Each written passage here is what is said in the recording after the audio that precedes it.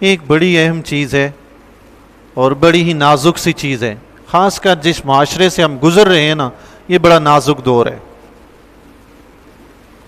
جانور خریدا، اس میں 1 2 3 4 5 افراد 6 7 افراد تک بھی مل کر بڑے جانور میں قربانی کر سکتے ہیں، 7 سے 8 نہیں ہو سکتے، 7 تک کی اجازت ہے۔ اب 7 افراد نے مل کر قربانی کرنی ہے، جانور خریدا، پتہ چلا کہ اس میں قربانی کے شرکاء میں ایک بندہ ایسا ہے جس کی قربانی ہوتی ہی نہیں ہے، اور جانور کی قربانی کر دی، کسی کی طرف سے نہیں ہوگی۔ اس لیے جانور میں شرکت کرنے سے پہلے سوچ لینا چاہیے کہ میرے ساتھ جو شرکاء ہیں وہ قربانی کے اہل ہیں کہ نہیں۔ اب مثال کے طور پر کوئی کافر شریک ہو گیا، وہ اپنے گوشت کے لیے کوئی حصہ رکھنا چاہتا ہے، تو کافر کی تو قربانی ہوتی ہی نہیں ہے۔ اب کافر کی شریک ہونے کی وجہ سے باقی جو 6 افراد ہیں ان کی بھی نہیں ہوگی۔ یہ میں ایک مثال دے رہا ہوں، کافر کے علاوہ اور بھی کئی مثالیں یہاں پہ موجود ہیں، لیکن تو مثال کے طور پر قادیانی کوئی شریک ہو جاتا ہے قربانی میں، تو قادیانی تو ہے ہی مرتد، اس کی تو قربانی ہونی ہی نہیں۔ ایک بندے کی قربانی نہیں ہوگی تو اس کے ساتھ باقی 6 کی بھی نہیں ہوگی، سب کی ضائع۔ پھر مسئلہ یہ بھی ہے کہ 7 کے 7 قربانی کرنا چاہتے ہوں یا کوئی ایسا کام کرنا چاہتے ہو جو عبادت کا ہے، عقیقہ وغیرہ کرنا ہے، کسی نے عقیقہ کرنا ہے، کسی نے قربانی، یہ سب مل کر ایک جانور میں حصہ ملا سکتے ہیں۔ لیکن 6 افراد ہیں، انہوں نے قربانی کرنی ہے، ایک شخص ہے، اس نے کہا مجھے گھر کے لیے گوشت چاہیے، قربانی کا کوئی ارادہ نہیں ہے، گھر کے لیے گوشت چاہیے، مجھے گھر میں گوشت کھانے کے لیے چاہیے، قربانی کا کوئی ارادہ نہیں ہے، وہ گوشت کے لیے شریک ہوا ہے تو اس وجہ سے بھی قربانی نہیں ہوگی، کسی کی نہیں ہوگی۔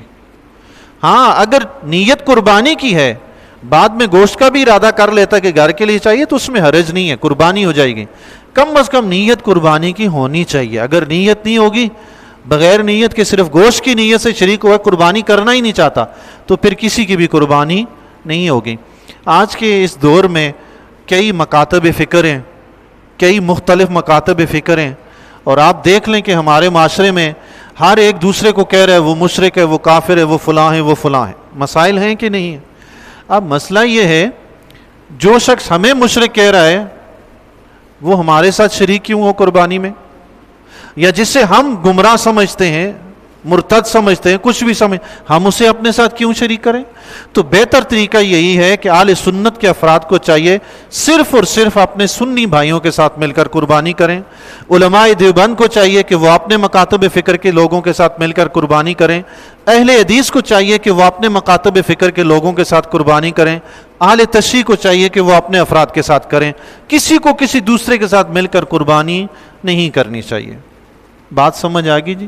یہ بڑا لحاظ رکھیے گا، چونکہ دیکھیں کوئی مشرک ہے یا نہیں وہ الگ کی بات ہے۔ ہم کہتے ہیں الصلاۃ والسلام علیک یا رسول اللہ، ہم کہتے ہیں یا علی مدد، ہم کہتے ہیں یا غوث اعظم مدد، تو ایک مکتبہ فکر ایسا ہے جو اس وجہ سے ہمیں مشرک کہتا ہے، تو پھر ہم اسے اپنی قربانی کے جانور میں شریک کیوں کریں؟ اس کے نزدیک تو ہم مشرک ہیں، اسے تو خود ہی شریک نہیں ہونا چاہیے۔ مشرک ہے تو قربانی کیسے ہوگی بھائی؟ اس کو تو آنا ہی نہیں چاہیے اس حصے میں۔ تو آپ کو بھی احتیاط کرنی ہے بھائی، ہمارے نزدیک دوسرا صحیح نہیں ہے تو ہمیں بھی احتیاط کرنی ہے، اپنے جانور میں کوئی ایسا شخص شریک نہ ہو جس کے بارے میں ہمارے علماء کرام فرماتے ہیں کہ ان کا مذہب یا مسلک ٹھیک نہیں ہے۔ یہ بات ذہن نشین رہے اور اس کا خصوصی اہتمام فرمایا کریں۔ اگر کہیں حصہ ڈالیں تو جانچ پرکھ کر لیں کہ یہ جن کے ساتھ حصہ ڈالا ہے وہ عالم ہیں، قربانی کے مسائل جانتے ہیں یا نہیں۔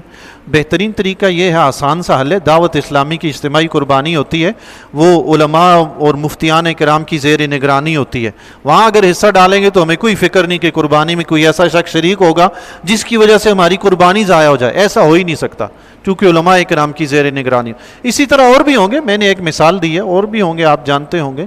تو اس طرح قربانی کے جانور میں شرکت کرنی ضروری ہے تاکہ نہ اپنی ضائع ہو نہ کسی دوسرے کی ضائع ہو۔